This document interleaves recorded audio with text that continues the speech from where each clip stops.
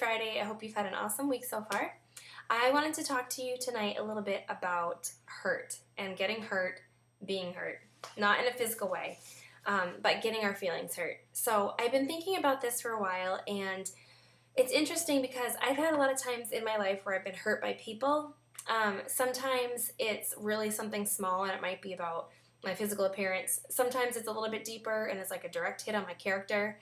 And sometimes it's completely unintentional, but sometimes it's very intentional.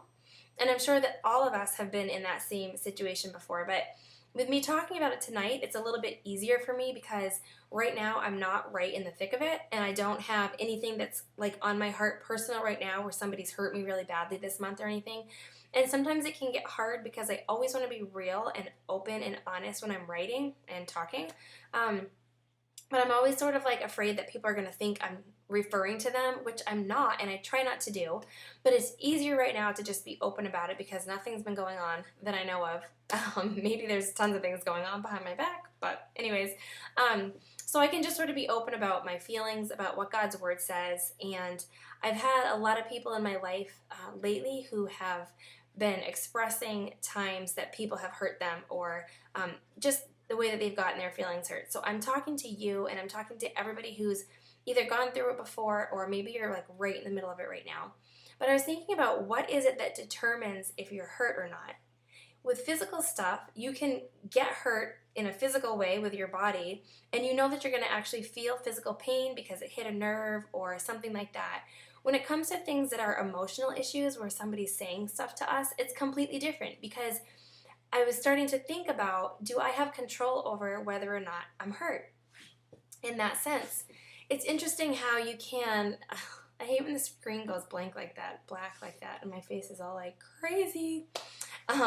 Anyways, so I was thinking about how you could have two people standing there and somebody could come up to both of them and say the exact same sentence. One person could walk away crying and be all upset, and the other person, it wouldn't even faze them.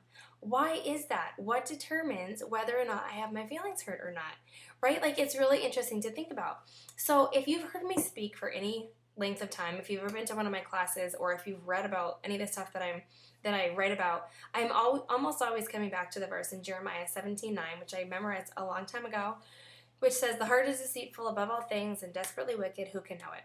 And I'm always telling people, don't forget your heart is deceitful. It can trick you. Don't trust it because there's going to be times where we're totally feeling a certain way and it's completely just our feelings and it's not even like real truth. So I started thinking about that, how my heart can be deceitful. And so maybe sometimes when I'm hurt, it's because my heart's deceiving me. And I also started thinking about the verse in Romans 6 that talks about how I'm a slave to whatever I obey.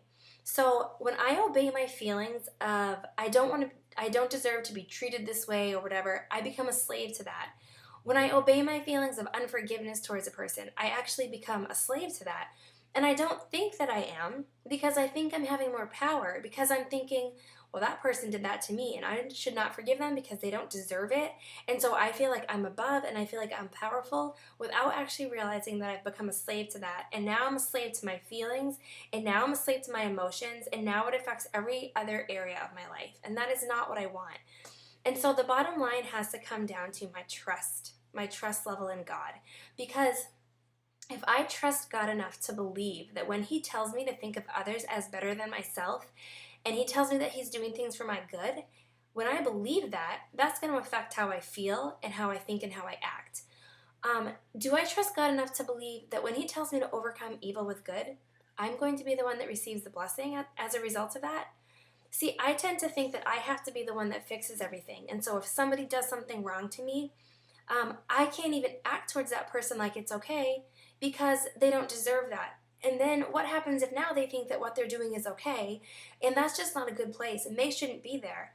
But when I start feeling that way, it becomes that I am putting myself in the place of God because I'm thinking that now I'm going to rule things, and now I'm going to decide how this person reacts and how this person feels and even how I feel. And it shouldn't be that way. And actually, it can't be that way. And I'm not in control of it anyways. I just trick myself into thinking that I am. And so I was just thinking about all the different people that have been sharing the hurts that they're going through or people in their family are going through. And I was just wanted to challenge you to think about how much control you have over those hurt feelings. If you've been hurt by somebody and it was completely their fault and they did it on purpose and they were in the wrong and they have hurt you and you didn't deserve it, by you holding on to that and allowing those feelings to kind of come over you, that is not doing anything to fix the problem.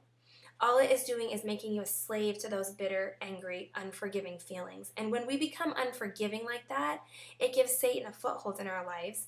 And pretty soon, we're not even realizing the way that we're treating other people or acting towards other people because we're so caught up in it. And we don't want to be in that place.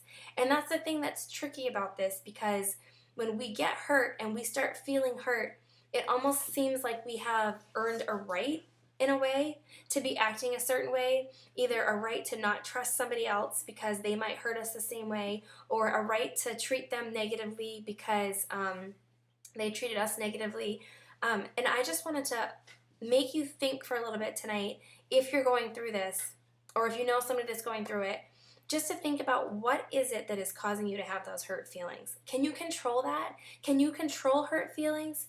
And I think that we can to some degree. Sometimes something can happen and immediately you feel hurt and you feel like, oh, that was horrible. And that's one thing, but when you hold on to it, that's when you need to stop and like just step back for a minute and be like, okay, is this really helping? Is this going to help my life? Is this going to have a positive effect on how I treat people around me? And so I hope that's just sort of been a challenge to you to really get you thinking about what is it that determines your feelings. And I really rambled on tonight. Sorry, I'm like already past 6 minutes. So anyways, I hope that that has given you at least something to think about, maybe go a little bit deeper. So have an awesome weekend.